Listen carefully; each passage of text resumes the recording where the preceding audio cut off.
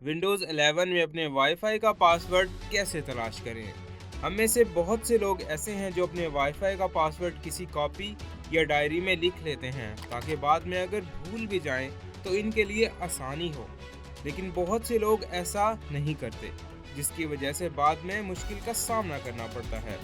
आपको अपने मेहमानों को देने के लिए पासवर्ड जानने की ज़रूरत होती है या आपको वाईफाई नेटवर्क मुनक़ता करने के बाद इसे दोबारा दर्ज करने की ज़रूरत भी पड़ सकती है।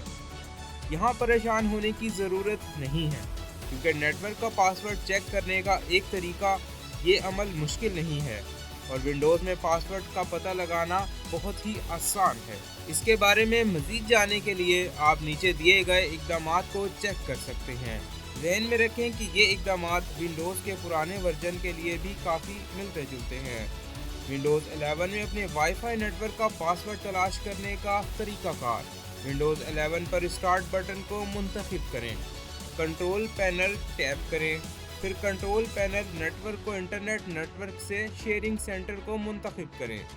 नेटवर्क का शेयरिंग सेंटर में सारिफिन को अपने वाईफाई नेटवर्क का नाम मुंतखब करने की ज़रूरत है, जो कनेक्शंस के आगे मिलेगा।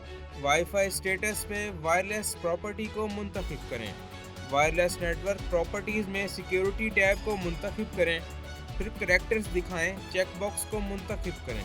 आपका wifi network password network security के बॉक्स में ज़ाहिर होता है।